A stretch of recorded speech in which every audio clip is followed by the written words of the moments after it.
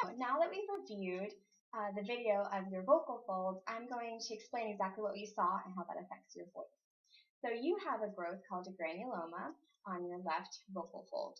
And your vocal folds are red and swollen because of this granuloma, and that alters your voice.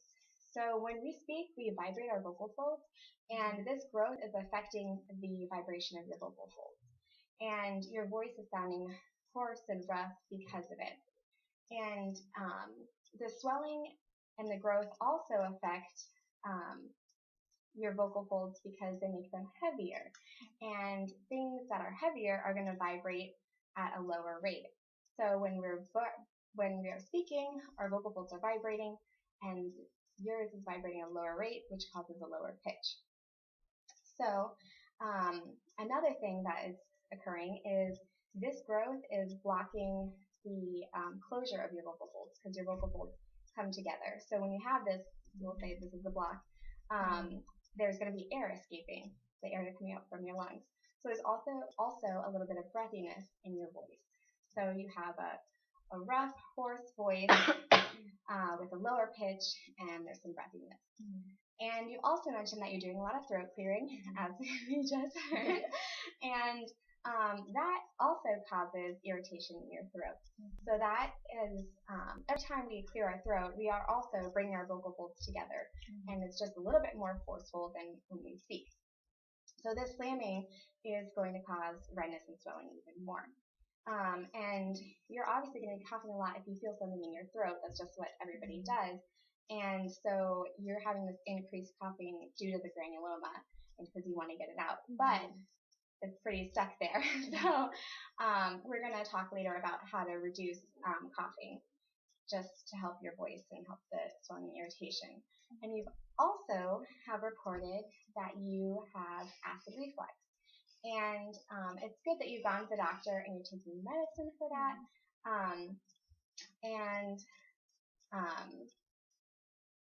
We really want to stay on top of taking the medicine and listening to what the doctor says, because that also affects your voice. And intubation, like you had with surgery, and acid reflux are two big causes of granuloma growth. So we really want to work on reducing the coughing and reducing the acid reflux to help your voice with the healing process. Does that make sense? Yeah.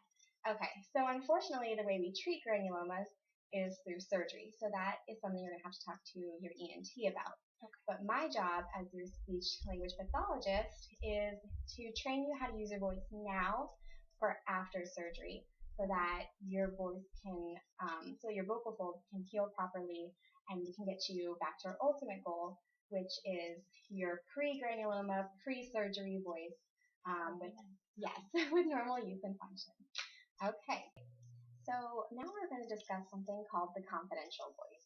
And the confidential voice is pretty much using a volume that's in between the normal speaking voice, like I have right now, and a whisper, because a whisper can actually strain your voice and tighten everything up more than it can relax your voice. And when you are getting out of surgery, we're going to want a nice, relaxed voice. And this is my confidential voice. So it's breathy, it's light. There's still some volume, you can still hear me, but I'm not shouting, I'm not talking loud, I'm not slamming my vocal folds together, which is what we don't want after surgery. So an easy way to visualize the volume, the appropriate volume, would be to pretend that there's a sleeping baby in the room, and you don't want to wake the baby, but you also don't want to strain your voice at the same time. So you just want to talk in this kind of light, breathy voice. Does that make sense to you? Yeah. Okay. So an easy way to transition into your confidential voice is to count to 10. So 1 through 5, speaking your regular talking voice, and then when you hit 5, start to go kind of quieter and reduce your volume into something that you think is comfortable and quiet, but still above a whisper. You think you can do that? Yeah. Would you like me to show you? Can you show me first? Yeah. Okay. So this is me transitioning into my confidential voice. So 1, 2, 3, 4, 5, 6, 7, 8, 9. Okay, this is my low confidential voice. Now we'll whisper low, just above that. Light, breathy, and comfortable. Comfortable is the key part. You don't want to be straining your voice. Okay, does that make sense? Okay, now you check. 1, 2, 3, 4, 5, 6, 7, 8, 9, 10. Is that comfortable for you? Did you feel a little strained? I felt a little strained in the ends, but I think I just don't know where to stop. Okay, so you can try again and try to go a little bit above your 10. As long as you don't feel strain in your neck, any tightness in your neck, because that's not what we want. Okay.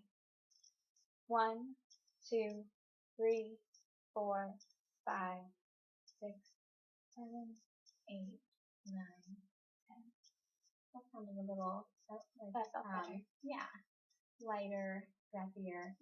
And we're going to have air escaping when we talk with a breathy voice because our vocal folds aren't coming all the way together. And so when you're talking with your confidential voice, you might have to take more breaths when you're speaking, and that's fine. You just want to keep it light, easy breezy, relaxing, okay? And I'm going to have you speak with your confidential voice hopefully 90% of this time, and I'll explain more of that when we get to the end of our session, but is that something you think you can do comfortably for a good part of your day? And you'll ease into it, so it's not I just don't know how it works at work or at home. That could definitely happen. At work it might be hard. We'll definitely start at home working on it. When you get more comfortable and you're getting close to the surgery, you're going to start having to talk that way. And so you can explain to your boss, or if you need a quieter environment or some sort of amplification system. Because you're an industrial engineer, I know you'll be out on the work site a lot. So that would be hard, and maybe that's when you use amplification system. Get your partner to yell for you or something and hurt their voice instead. Or just, if you can, try to work more at the office where you can use a voice and there's not a lot of environmental noise. Does that sound like something you can do? And post-surgery, you're not going to be using your voice at all for the first 2 or 3 days, so you might even just be at home for that time. So it will be a transitioning process, but that's why we're starting now and not after surgery. Okay? So the next thing we're going to work on is called a voiceless cough, or you can just think of it as a really loud H sound. So, like I said already, coughing spans your vocal folds together, and when there's healing going on, you don't want to be spamming your vocal folds together, just like any other part of the body. If you get surgery, you don't want to start hitting it. That would just not be good. So, with these throat clears, you're essentially just going to make a really loud sound, and that's going to prevent your vocal folds from slamming together, but it's still going to be forcing air up, so it's going to feel like a cough. Okay? So to do this, you would just kind of swallow, and you can take a deep breath, and then push it out. Yeah, like that. Does that feel comfortable? Yeah. I know it's a little foreign, but that's something I also want to ease you into to get used to, so that you can be using that too post-surgery to really help the healing process. And another thing you can do while doing throat clears is drinking water, because a lot of times your throat will get irritated if it's dry, or if you have something in your throat. Drink some water first, see if that gets it, and then do that hard H sound. Okay? And does that make sense? Absolutely. You can do that. And you can take, if you need to cough, a really big cough, take a deep breath and push it out. You have a little throat clear. Okay? That makes sense? Yeah. Perfect. So now we're assigning the homework. So since we've practiced the voiceless H and you're comfortable with it, I would like you to try to use that 80% of the time. which sounds like a lot, but it's a transition period because we still have time before your surgery. So really try to get it up there. And I want you to track when you cough, either using the voiceless H cough or just a regular cough or throat clear. So that way we can both know, excuse me, don't do that. I'm getting over a cold. So that we can both know how often you're using the voiceless cough and if you have any problems with it or anything like that. So you can do that either through pen and paper, or if you want to track it on your phone, something like that, so that we can both know how you're doing. And it'll also help remind you to be using the voiceless H if you know, oh, I need to track it. I need to track it. Do you want me to write down every time I cough? Yes. Okay. Sounds like a lot. Just try it. Okay. You don't have to mark down every single time if you forget. It's not a big deal, but just really try, because it's going to help you reminding and knowing how you're doing it so you can improve, and it's going to help me know how you're doing and if I need to help you in any way. Okay? Does that sound reasonable? Yeah. Well, I know it's a lot, but it will definitely help you after surgery. Okay. And the other thing we want you to do is to use your confidential voice 90% of the time. And I know that's a lot. And so in the beginning, you can just do it in the evenings when you're at home in a more quiet environment. And then as we get closer to surgery, I'd like you to be using it 90% of the time at work, while running errands, everything. Because after surgery, that is going to be how you're going to be talking for a couple weeks. And that confidential voice while your vocal folds are healing. Okay? So we don't want to strain your voice. We don't want to overuse it or anything. And this will really help. And if you're struggling to get into that confidential voice, if you can't just immediately switch in, you can do the counting to 10 thing. Okay. And remember that we want a very light, a very breathy voice. So you don't want to be straining anything. If you're feeling tightness, then you know you need to scale it back a little. Okay. We don't want that whisper, and then we also don't want a normal speaking voice where our vocal folds are hitting each other. Okay. Does that sound reasonable? Yeah. Do you want to practice one more time, counting to 10 and getting into that voice? Okay. 1, 2, 3, 4, 5, 6, 7, 8, 9, 10. Okay. That sounds very relaxed and breathy at the end, which is perfect. And do you want to do the voice of speech one more time? Sure. Oh, sorry. That's okay. Okay, perfect. And then I'll do it too.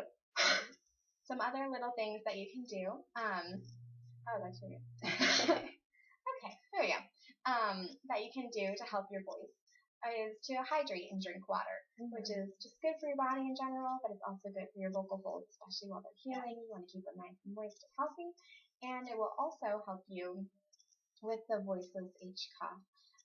You can drink some water, like I said, and then do the cough just to kind of clear out anything you have in your throat. Another thing is, as we talked about, you have the acid reflux, and that is the cause of granuloma growth. And it's also not good for your vocal folds in general. Acid can damage them and change the quality of your voice, and you obviously don't want that. So, so definitely try to stay on top of your medicine for acid reflux. Okay. Take what the doctor prescribed to you, and if you need to take Tums as well, you can do that additionally. Some other things you can do is don't lay down immediately after eating. Wait at least an hour, if not more, so that way the acid doesn't come right up really easily. And then another thing you can do is prop some books underneath the headboard of your bed, so that your bed is inclined to about a 45-degree angle, and that will help at night while you're sleeping for those 6, 7, 8 hours to keep the acid and the food down so it doesn't get out on your vocal folds. Does those sound reasonable? Yeah, absolutely. Okay. Do you have any questions for me? No, it sounds good. Okay, perfect. So I will write down your goals for you and the things you can do for your reflex and for drinking, and we will meet again pretty soon next week. Okay, sounds good. Okay.